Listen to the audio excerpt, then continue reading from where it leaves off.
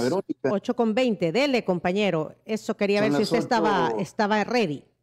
aquí estoy pendiente, son las 8 de la mañana con 20 minutos. Hemos entrado un poquito más tarde de lo normal con motivo de esta entrevista que tuvimos con el subdirector de Protección Civil. Importante pues darle seguimiento, lo hemos estado haciendo desde que comenzó nuestra programación a esta situación de la tormenta tropical Pilar y a su aproximación a las costas de nuestro país.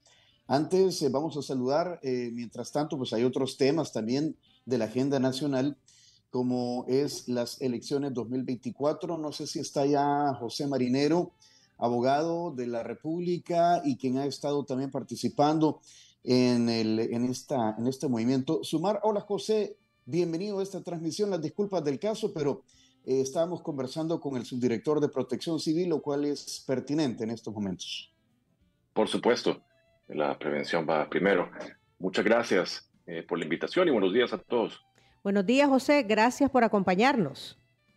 Esta es segunda vez de por la José invitación. con nosotros. Estuvo hace un montón de tiempo, más de un año y medio. Yo creo que con José platicamos allá en Bambú, compañero, cuando teníamos la cabina en Bambú. Híjole, sí. Y eso, Correcto, ¿verdad? en Bambú. Ajá. Sí, Ahí, sí, me invitaron con Eduardo Escobar de Acción Ciudadana en aquel momento. en efecto. Así que nos da mucho gusto tenerte aquí con nosotros, José.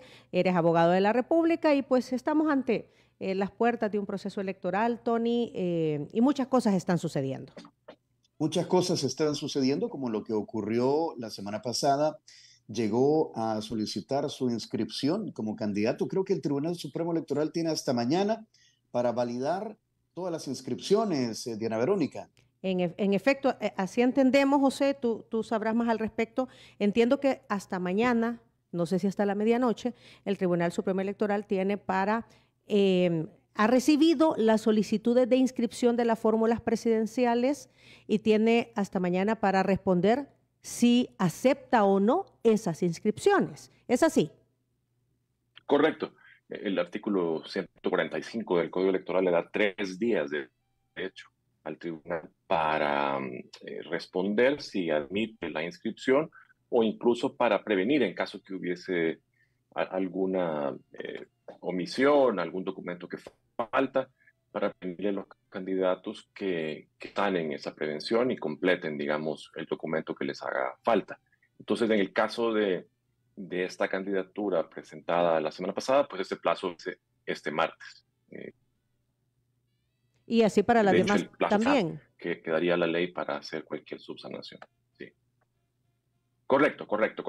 Sí, que debió, creo yo, haberlo hecho a los 3 días de presentar cada una de las peticiones de inscripción, ¿verdad? Pero bueno, asumamos que lo va a hacer todo junto antes de que vence el plazo de este martes, que es mañana por la Deberíamos asumir que no va a haber novedad, José, de que la inscripción del presidente de la República se va a producir. Lo que sí no sabemos todavía es cómo va a ocurrir, digamos, el hecho de abandonar temporalmente el despacho presidencial. No han llegado ternas todavía a la Asamblea Legislativa de designados presidenciales. Sabemos que ustedes como Sumar se han opuesto a esta inscripción o a la participación misma del presidente Bukele en este evento electoral. ¿Cómo ven las cosas? Pues yo no lo asumiría, porque precisamente esa fue la petición que hicimos la semana pasada con mi colega Enrique Anaya, tanto antes de que se presentara la solicitud de inscripción de la fórmula del señor Bukele y el señor Ulloa, y después de presentada la solicitud, hicimos un nuevo escrito, le pedimos al Tribunal Supremo Electoral que no inscriba, que rechace la candidatura del señor Bukele por violar la Constitución, por las razones que se han discutido ampliamente en los meses pasados, y les pedimos al tribunal entonces que ejerza su rol de contralor de la Constitución, particularmente en el aspecto electoral, y que, dado que esta candidatura viola la Constitución, no la inscriba. Lo hemos pedido también nosotros, lo hemos pedido también, lo pidió el partido de Nuestro Tiempo, lo pidió el candidato de Nuestro Tiempo, Luis Parada, y entiendo que también otros ciudadanos se han acercado al Tribunal Supremo Electoral a pedirle, a exigirle al Tribunal Supremo Electoral que cumpla con la Constitución. Eso es. Así que yo no asumiría todavía que la inscripción va a ocurrir.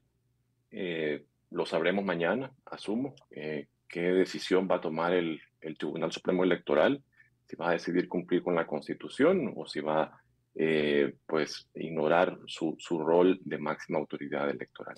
José, ¿hasta qué horas tiene el tribunal mañana? También es un plazo extendido hasta las 12 de la noche.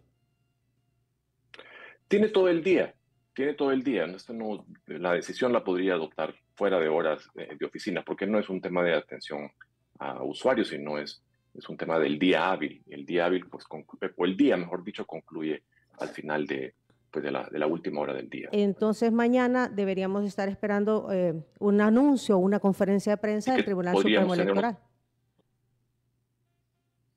Noticias. Pero mañana deberíamos saber la decisión sobre las 7 fórmulas que han sido presentadas. 6 que cumplen con la Constitución, entiendo yo, si se han presentado todos los documentos. Y pues una que ya he dicho, creemos muchos ciudadanos que no cumple con la Constitución, en particular porque se trata de un ciudadano que está pidiendo la reelección mientras ejerce el cargo de presidente. José, palabras más, palabras menos. Luego de que hubo una nueva sentencia resolución, no sé cuál es el término jurídico exacto porque no me queda claro, de la Sala de lo Constitucional actual, en donde permitía que el presidente de la República, Nayib Bukele, busque nuevamente la presidencia de la República. Palabras más, palabras menos, magistrados actuales del Tribunal Supremo Electoral han dicho que van a cumplir con las resoluciones de la Sala de lo Constitucional porque son de estricto cumplimiento. Hasta el momento, obviamente, ninguno se ha pronunciado porque no pueden adelantar criterio. Es una decisión colegiada, entiendo. O sea, 4 de 5 tienen que tomar la decisión para avalar la inscripción de las candidaturas. Ahí hay dos temas muy importantes en esa pregunta, Diana Verónica. Muchas gracias. La primera parte es sobre cuál es el argumento, digamos, que se utiliza para explicar que la candidatura a la reelección está autorizada, y es esta resolución, y vamos a utilizar aquí las comillas para hablar de esta resolución, que se pronuncia en un proceso de pérdida de derechos de ciudadanía, la 1/2021, ¿verdad? Pero resulta que al margen de lo que esta resolución diga, que ustedes, de verdad, la voy a colocar incluso a disposición del público para que la puedan leer y pueden ver los saltos lógicos que hace, las carencias que tiene, digamos, en argumentación y los argumentos, digamos, completamente enredados e incomprensibles que utiliza. Al margen de eso, lo cierto es que esa resolución, entre comillas, proviene de un tribunal que no está legítimamente constituido. Ese es el gran vicio de origen, el pecado de origen de esa resolución que autoriza la reelección, no solamente que lo hace contra 6 disposiciones expresas de la Constitución al autorizar la reelección, sino que además proviene de un tribunal que no está legítimamente constituido. Quizás vale la pena refrescar la historia de los oyentes, la memoria de los oyentes. El 1 de mayo del 2021, la Asamblea, al apenas comenzar su periodo para el que fue elegida 2021 a 2024, descabeza a la Fiscalía y descabeza a la Sala de lo Constitucional. Horas después de esa decisión en que se destituye a los magistrados legítimos de la Sala de lo Constitucional, la sala que había sido ilegítimamente destituida porque no se cumplía con el procedimiento, porque no era ninguna de las causales de la Constitución, porque había sido hecho además como una vendetta. Ustedes recordarán que era lo que se leyó cuando se explicaron las razones por las que se estaba destituyendo a la sala. Pues la sala legítima emite una resolución, y ahí sí es una resolución, un mandato judicial de inconstitucionalidad, que por cierto tienen los mismos números, 1-2021, y en ese mandato judicial de inconstitucionalidad declara que su destitución es contraria a la Constitución. Es decir, invalida, deja fuera del ordenamiento jurídico, vuelve completamente inexistente cualquier decisión posterior, incluyendo el nombramiento de los sustitutos de esos magistrados legítimos. Así que ya hay una resolución que dice que la destitución de los magistrados viola la Constitución, que queda sin efecto, y nada de lo que pase después puede ser legítimo, incluyendo las decisiones, las resoluciones, y aquí entre comillas, que pudiese emitir un tribunal que pretende sustituir al que fue legítimamente elegido. Esto suena más enredado de lo que es, pero esencialmente lo resumo, Diana Verónica.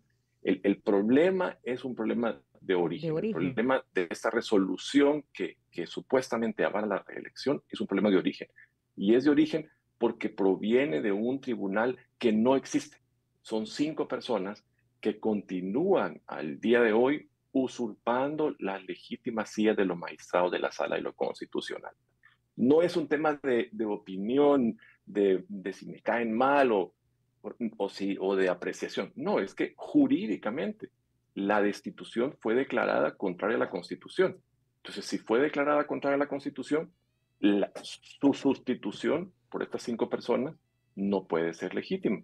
Y si no es legítima, ellos no pueden emitir legítimamente ninguna decisión, incluyendo la que emitieron para supuestamente avalar la reelección. Sí, Tony, he escuchado a lo largo de varios meses, desde que fue nombrada esta nueva sala, que uno de los factores importantes para que esta sala fuese, digamos, instituida, es que los otros magistrados de las otras salas, de lo penal, de la sala de lo contencioso administrativo, hicieron pleno. Corte, hicieron pleno y no se opusieron al nombramiento por parte de la Asamblea Legislativa de la actual sala de lo constitucional. Y que eso, de alguna manera, pues, voy a utilizar entre comillas la palabra legitimó la instalación de la nueva sala. ¿Bajo qué argumentos ellos hicieron corte, digamos, con estos nuevos magistrados? No, es una gran pregunta y yo creo que hay que preguntarles a ellos qué coacción, qué razones, qué amenazas, qué intereses pudieron sentarse estos otros 10 magistrados que sí habían sido legítimamente elegidos en su momento, con 5 personas que no son y nunca podrán ser autoridad. Estas personas, y lo voy a repetir, lo hemos dicho además muchísimos abogados y organizaciones, estas personas están usurpando las sillas de los legítimos magistrados de la Sala de lo Constitucional. Entonces, recordemos que incluso en esa noche de destitución o la noche que siguió a la destitución de estos magistrados, estas 5 personas entran con el auxilio de la fuerza, rompen los candados de la corte para entrar a los despachos. Ni siquiera dejan a los magistrados legítimos sacar sus cosas. Hay todo un relato en un medio de investigación que cuenta las amenazas, la coacción que sufrieron los magistrados para firmar unas supuestas renuncias, de que habían renunciado a su cargo. Es decir, incluso a los que estaban sacando, a los que habían dado este golpe a la justicia, les quedaba la duda de si lo habían hecho bien. Ellos lo sabían que no lo habían hecho bien. Y entonces, no solamente los destituyen, ocupo esta palabra entre comillas, sino que además, ya destituidos, vean la contradicción, los obligan bajo amenaza, bajo coacción, les mandan patrullas a que renuncien en unas cartas que son básicamente un calco, ¿verdad? Y que hay una nota de un medio de investigación que cuenta que fueron firmadas bajo coacción y fueron coaccionados por el secretario, por el mismísimo secretario jurídico de la presidencia. Entonces, ¿qué razones tuvieron las 10 personas para sentarse con estos 5? Bueno, yo puedo entender que quizá hay un poco de coacción, que hay un poco de miedo, ciertamente un poco de cobardía, pero creo que a quienes hay que preguntarles es a ellos 10, ¿por qué ese día decidieron sentarse con estas 5 personas que no eran legítimos magistrados? Solo quiero decir una cosa muy rápida sobre lo que dijo Diana Verónica en la pregunta anterior, sobre si los magistrados del Tribunal Supremo Electoral no han expresado opinión. Sí lo han hecho. 4 de ellos firmaron un pronunciamiento que salió publicado el mismísimo día en que la sala que está usurpada, estas 5 personas que usurpan la condición de magistrados, autorizó la reelección. Y ese mismo día, el Tribunal Supremo Electoral, sin que aparentemente nadie se lo pidiera, emite un pronunciamiento que dice que van a cumplir con la resolución. Nadie se los había preguntado. Eso es el mismo día, 4 de septiembre de 2021. Y además vean las fechas. El 4 de septiembre de 2021, el 3 de septiembre de 2021, la sala impuesta por el oficialismo toma la decisión en los primeros 4 meses de estar funcionando de autorizar la reelección. Ahí puede usted ver la intención de por qué estamos destituyendo, por qué se destituye a esa sala, ¿verdad? Tiene razón, primeras. Me acuerdo de ese pronunciamiento, es cierto, en donde decían que iban a cumplir, ¿verdad?, con esa resolución de la Sala de lo Constitucional. Que creo que solo el magistrado Julio Olivo no la firmó. Creo que hasta la desconocía la publicación. Y además de eso, los otros 4 magistrados en entrevistas de radio, de televisión y en medios impresos han repetido este mismo mensaje. Y de hecho, por eso, en el escrito que hemos presentado con el colega Anaya, hemos pedido la recusación, es decir, que se aparten del conocimiento de esta petición esos 4 magistrados. Y también que se aparte de la decisión el magistrado suplente, olvido su apellido, Marlon, porque este señor participó en la comisión redactora de las reformas a la Constitución y fue miembro, digamos, de este staff que dependía directamente del vicepresidente de la República. Entonces, hay una relación de sujeción, o tuvo una relación de sujeción con el vicepresidente, y dudamos de que pueda decidir de manera imparcial y objetiva esta petición que les hemos hecho. Entonces, la primera cosa que pedimos en esta resolución es que estos 4 magistrados que ya se pronunciaron por medio del pronunciamiento y además que lo han hecho públicamente en medios de comunicación, que no conozcan. Además es para protegerlos a ellos, para que ellos se puedan apartar de la decisión, que nadie dude de su imparcialidad y que los magistrados suplentes, con excepción de esta persona que acabo de mencionar, que perteneció a la comisión redactora de las reformas, ¿perdón? De la comisión ad hoc de las reformas, de la propuesta de reformas, exacto. Sí, correcto. Entonces, que este señor también se aparte, es una manera también de proteger la decisión, pero también de protegerlos a ellos, para que no se involucren en algo sobre lo que ya se pronunciaron. Fíjense, hay una nota de prensa. Sí, perdón, Tony. Perdón, lo que pasa es que ustedes hacen esto, vaya, digamos, como para probar a las instituciones, porque ya hay una realidad instalada o una narrativa instalada, ya hubo un pronunciamiento, como bien nos lo recordaba, de los magistrados del Tribunal Supremo Electoral. Pues la sala está funcionando, van a trabajar todos los días y emiten resoluciones. ¿Ustedes tienen confianza en este sistema o por qué lo hacen? Bueno, primero porque es nuestro derecho a pedir, ¿verdad? Es un derecho ciudadano. Y una cosa que hemos hecho una vez presentado este escrito fue invitar a que otras personas también pusieran a prueba el sistema, como tú acabas de decir, y ejerciendo un derecho de petición. Y lo segundo es que hay un deber en la Constitución, pocas veces recordado, de defensa de la Constitución. Los ciudadanos tenemos uno de los pocos deberes que la Constitución enuncia para los ciudadanos, es defender a la propia Constitución y a la República.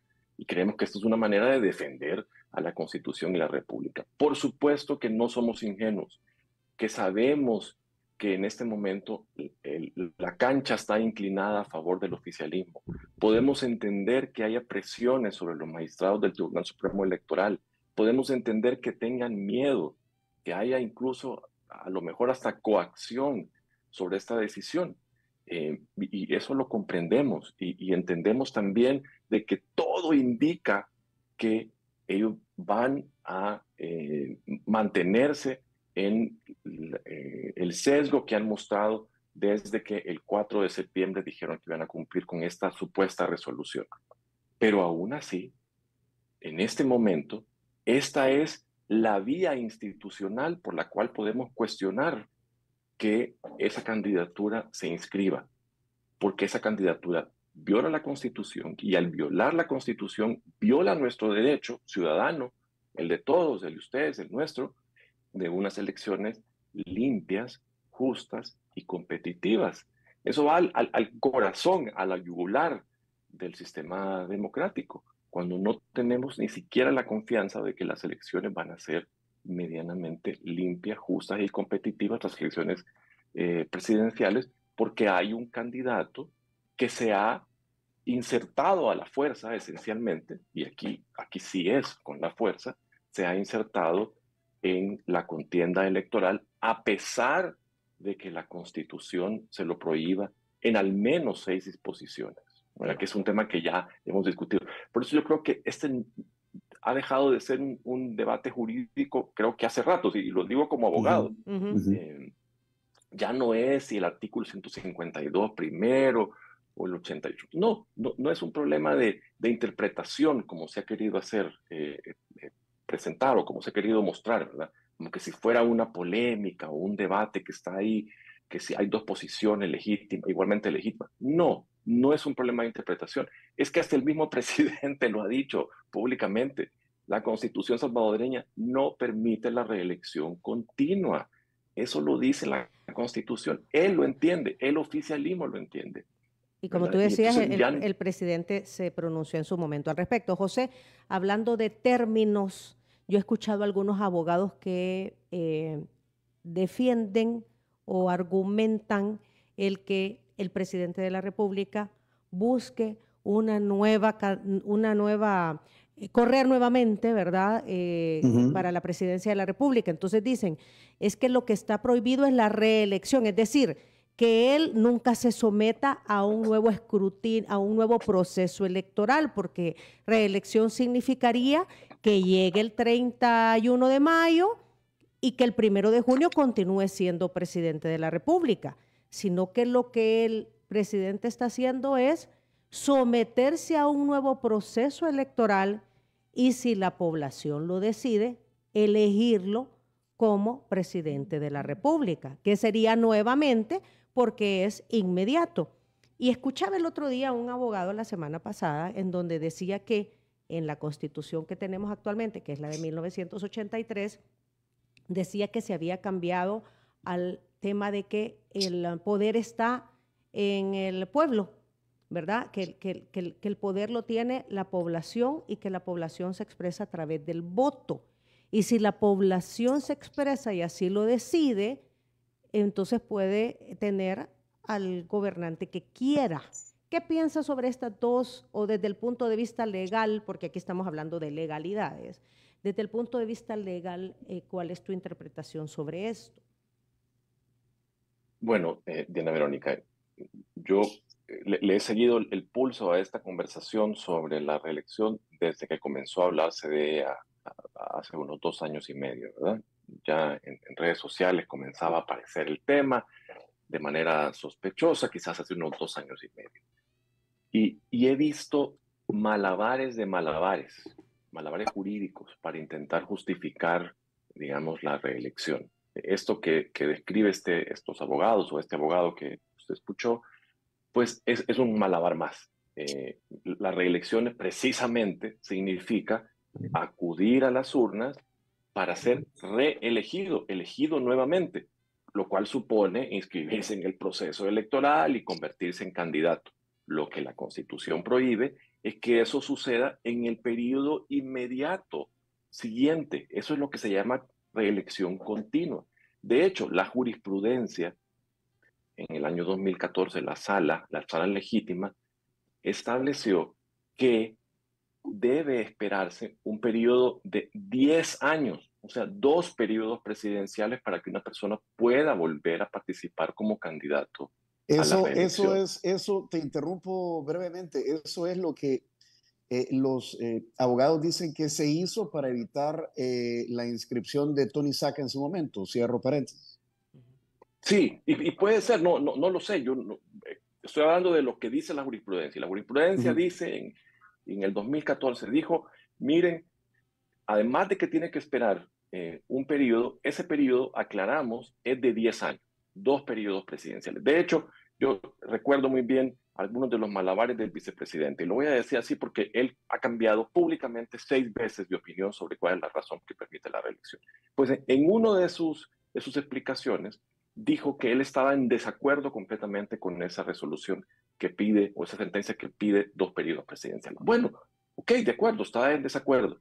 Y lo puso, su comisión ad hoc de reformas, escribió en el documento justificativo de las reformas que esa resolución estaba equivocada y que lo que la Constitución dice es que hay que esperar un periodo. Lo dice el vicepresidente que encabeza la comisión ad hoc de reformas a la Constitución. Él, en otras palabras, reconoce que hay que esperar un periodo. Su insatisfacción, su inconformidad es con que ese periodo es de 10 años y no solamente de uno. Pero él reconoce que hay que esperar un periodo en medio o entre cada postulación presidencial. O sea, él también entiende que había que esperar un periodo para que el actual presidente volviera a correr como presidente o como candidato a presidente, ¿verdad? Así que yo diría eso sobre el tema de los malabares jurídicos. Yo no encuentro ninguna diferencia jurídica, Diana Verónica y Tony, entre forzar una reelección en que la mesa es completamente asimétrica, donde se tiene todo el control de los recursos del Estado y convertirse en candidato a una reelección, a pesar de que 6 artículos se lo prohíben. No encuentro una diferencia entre esto y quedarse un día más en la presidencia sin ninguna reelección. Es exactamente lo mismo. En términos jurídicos significa la violación de la Constitución, el desconocimiento del principio republicano y democrático de la Constitución. José, como tú decías, el debate jurídico, pues hasta ahorita se está retomando por el tema de la inscripción, pero la solicitud de inscripción del presidente Bukele ocurrió en la misma semana cuando el subsecretario para Asuntos del Hemisferio Occidental de Estados Unidos, Brian Nichols, estaba acá y se reunió con el presidente. Y parece haber un cambio en la postura de Estados Unidos respecto a la reelección presidencial. Él dijo que este era un tema para los salvadoreños, dijo, y que debemos tener, y leo textualmente, un debate amplio sobre la legalidad y la legitimidad de la elección. Y el presidente, en su discurso a las puertas del Tribunal Supremo Electoral, con megáfono en mano, insistió en su narrativa de pedirle a la comunidad internacional que no sea injerencista en El Salvador. ¿Qué opinas de este entorno y del discurso nuevo de la Embajada de los Estados Unidos? Bueno, coincido, en septiembre de 2021 el Departamento de Estado emitió un comunicado condenando precisamente la resolución del 3 de septiembre, de la resolución entre comillas, de la sala que autorizaba la reelección, ¿verdad? Y ahí fue tajante, fue una declaración que además circuló muchísimo aquí localmente, y que dejaba clara, digamos, la posición del gobierno de Estados Unidos respecto de la reelección. Y efectivamente, coincido contigo, Tony, parece que los nuevos pronunciamientos públicos de este representante del gobierno de Estados Unidos parece que van en una dirección distinta a la que expresó en el año 2021 su gobierno. Yo creo que en todo caso, ese es un debate interno propio del gobierno de Estados Unidos sobre cómo conducen su relación con el Estado. Y yo creo que voy a rescatar 2 cosas con el Estado salvadoreño. Voy a rescatar 2 cosas de lo que esta discusión sobre los pronunciamientos del gobierno de Estados Unidos han generado. Por cierto que les recomiendo la columna de hoy del Centro de Estudios Jurídicos que habla precisamente de esto, ¿verdad? Y rescato dos ideas. No, la primera es, miren, en el fondo él tiene razón. Los problemas de los salvadoreños los vamos a resolver nosotros. No podemos esperar que venga alguien mágicamente de fuera y nos resuelva los problemas. Yo creo que, siendo a un lado, digamos, todo el lenguaje de la reelección, el mensaje de que los problemas salvadoreños se resuelven por los salvadoreños es un mensaje poderoso que deberíamos de asumir, de retomar y decir, si tiene razón, resolvámoslo nosotros, por la vía democrática.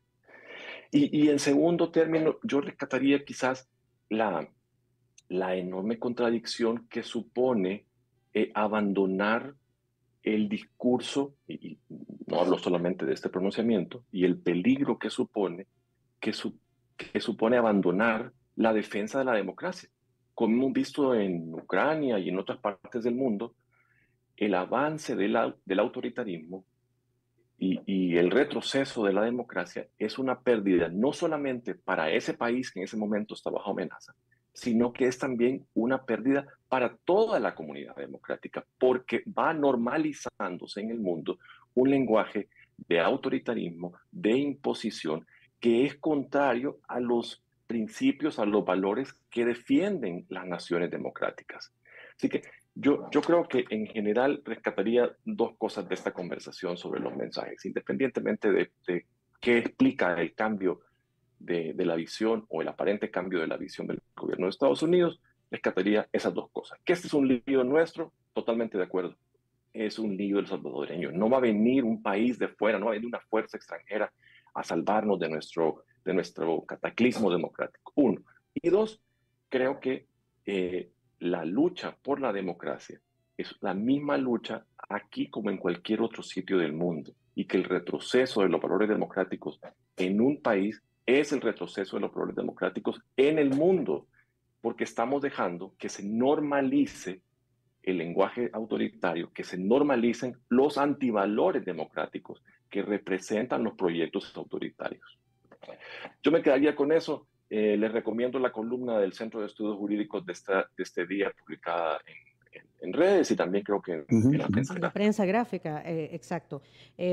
Respecto a la visita del representante del gobierno de los Estados Unidos, muchos dicen que para ellos la prioridad es el tema de la migración, José, y que debido a eso, a ver, en eso se centra la relación de Estados Unidos con El Salvador, el problema de la migración irregular, y por otro lado, ver el tema de la inversión en El Salvador, de crear las condiciones, porque siempre se ha hablado de esto, ¿verdad? Una cosa viene con la otra.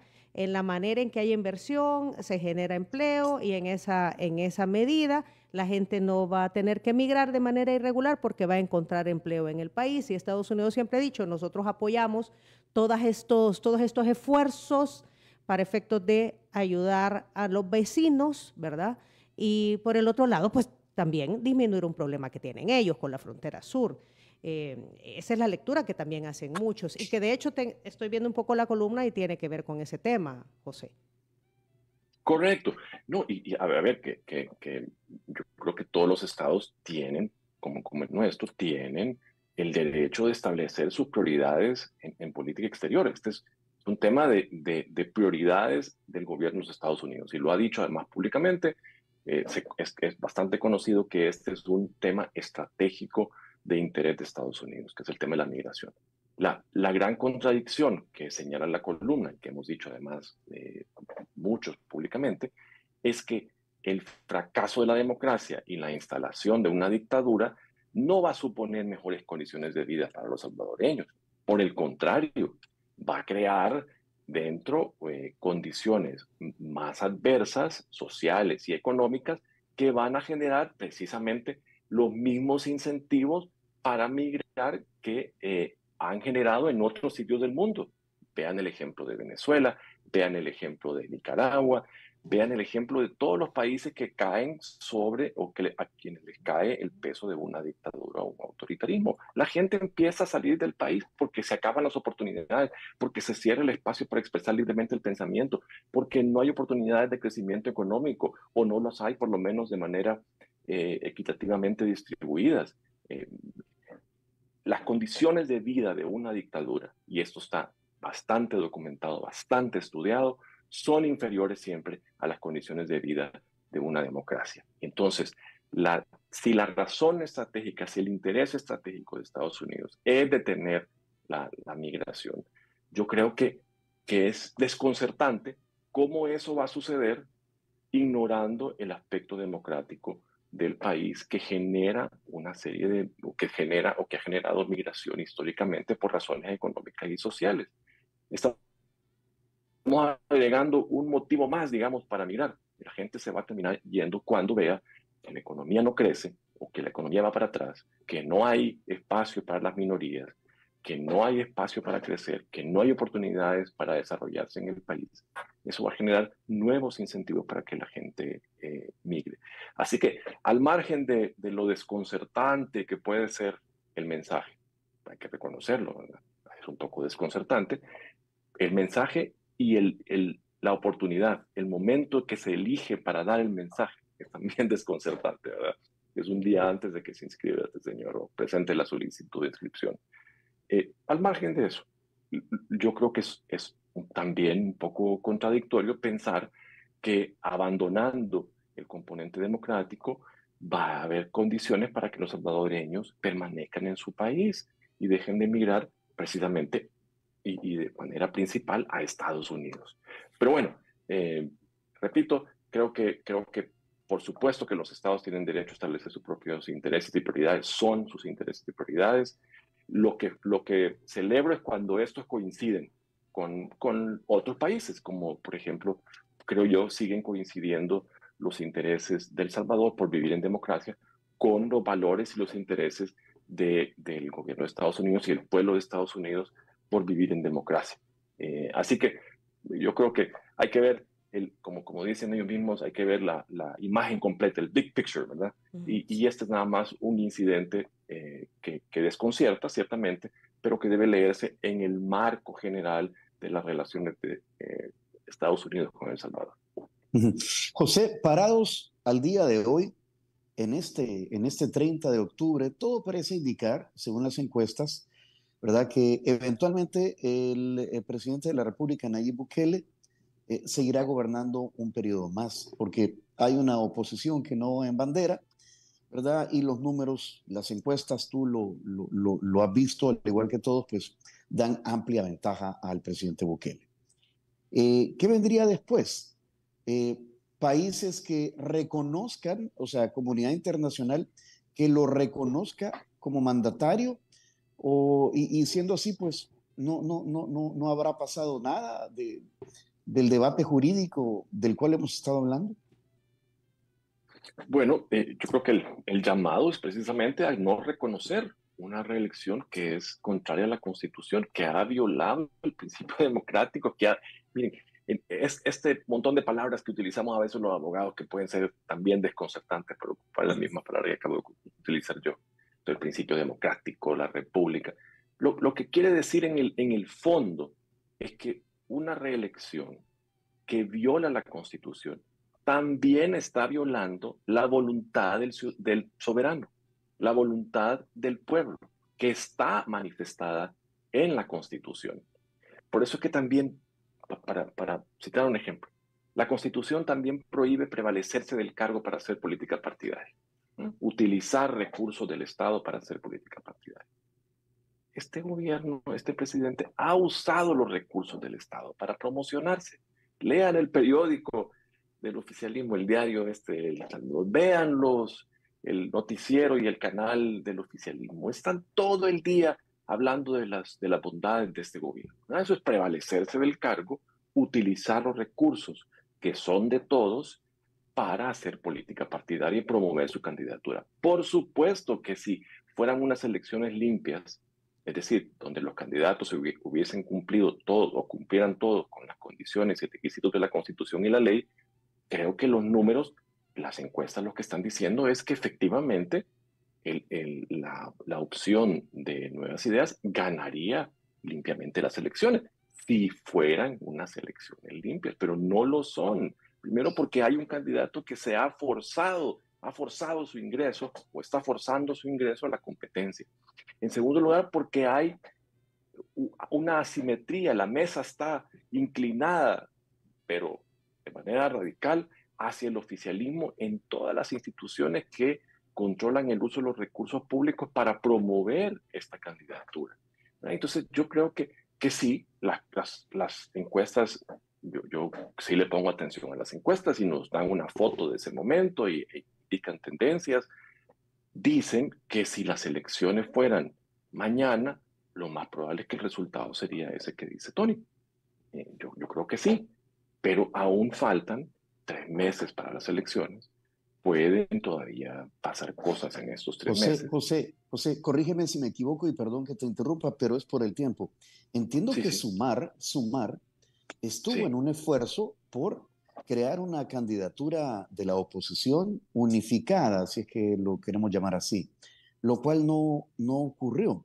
Mi pregunta es, si eso fue así, ¿cuál es la causa principal por la que no se logró eso? ¿Egocentrismos, intereses personales? ¿A tu juicio qué pasó? Bueno, sí, Sumar le propuso a los partidos políticos de oposición democrática y a la ciudadanía una candidatura ciudadana.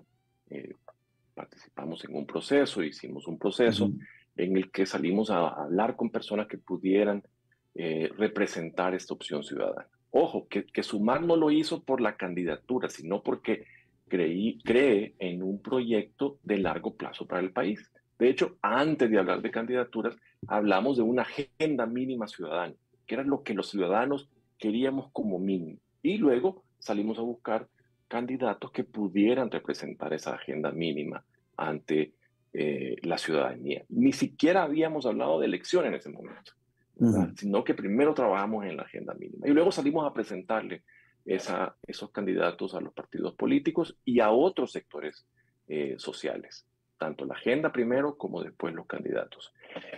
Tony, yo diría que sí hay factores personales, asumo que habrá intereses y egos como lo hay en todos lados. Creo que eventualmente habrá que hacer una evaluación de las razones que llevaron a cada uno de los actores y habrá que preguntarles a ellos que llevaron a cada uno de los actores a pensar que era mejor una oposición fragmentada que una oposición unificada, pero yo quizás más que eso lo que quiero destacar es que la opción sigue existiendo. Para Sumar, la opción ciudadana sigue existiendo y fue acogida por uno de los partidos al menos, que es Nuestro Tiempo, y que recoge a la fórmula de Luis Parada y de Celia Medrano, y que son los candidatos ahora de ese partido, pero que fueron propuestos efectivamente por Sumar a todos los partidos políticos. Yo me centraría más en eso, haría el énfasis, digamos, en que la opción sigue existiendo, como también hay otras. Es decir, la ciudadanía tiene alternativas para el día 4 de febrero del 2024. No tiene por qué quedarse en su casa asumiendo que esto ya está dado y que los dados están completamente cargados. La mesa está inclinada, ciertamente, pero en la papeleta la ciudadanía va a tener únicamente con su conciencia de testigo la opción de decidir por candidatos que cumplen los requisitos constitucionales, que ofrecen una visión de largo plazo del país, que respetan los derechos de todas las personas y que van a ser capaces, ojalá, de crear, de fomentar un nuevo consenso social. Así que yo resalto eso, creo que ciertamente hay mucho que hablar sobre este periodo, me parece que todavía está un poco fresco, con lo cual habrá que hacer un poco de retrospectiva y análisis, pero lo más importante es que por hoy, en la papeleta del 4 de febrero del 2024, sí habrá opción, sí hay opción. En primer lugar, la fórmula que propone la ciudadanía a través de Sumar, y que es acogida por nuestro tiempo, pero luego hay otras fórmulas, ¿no? Que si a usted no le gusta, digamos, esta, ahí están otras. Habrá las que el Tribunal Supremo Electoral decida aceptar la inscripción. Es así, ¿verdad? Correcto. Una pregunta es una respuesta breve porque son las 9:04, ya nos pasamos, José. Si los otros, aquí preguntan si el resto de partidos políticos se inscriben, ¿están avalando la candidatura del presidente Bukele? No, para nada. Okay. Ojo, también lo pensamos nosotros, pero no. Tuvimos esa duda también, pero piensen, en realidad las elecciones siguen siendo legítimas porque los demás candidatos sí cumplen con la Constitución. El que no cumple con la Constitución es el candidato que se quiere reelegir siendo presidente. Okay. Y eso no invalida a todo el proceso electoral, porque si no, no habría que ni siquiera participar. ¿Cuál es la alternativa? Quedarse en su casa y ver simplemente cómo pasan las cosas. Al contrario, exija sus derechos y ejerza sus derechos. Muy bien. Es la mejor manera de defenderlos. Gracias, José. Muy bien. Apreciamos José, mucho. muchísimas gracias. Muchas gracias. No habíamos tenido este debate en el marco del periodo de inscripción. Vamos a ver qué determina el Tribunal Supremo Electoral el día de mañana con respecto a todos los que llegaron y presentaron sus documentos. José, muchísimas gracias, de verdad, por tomar esta entrevista. A ustedes, gracias por la invitación y va a ser un gusto volver a hacerlo cuando ustedes así lo vean. Muchas gracias, José. Gracias también a la audiencia, Tony, que ha estado aquí participando. Muchos dicen, bueno, el pueblo manda y si nosotros queremos que el presidente Bukele continúe, pues así será, ¿verdad? Y dice, vamos a ir a votar. Y así varios comentarios al respecto. Gracias a todos los que están pendientes. Como siempre lo decimos, ¿verdad? Aquí se exponen las situaciones y cada quien pues toma sus propias decisiones. Como por ejemplo, compañero, Cherito Café.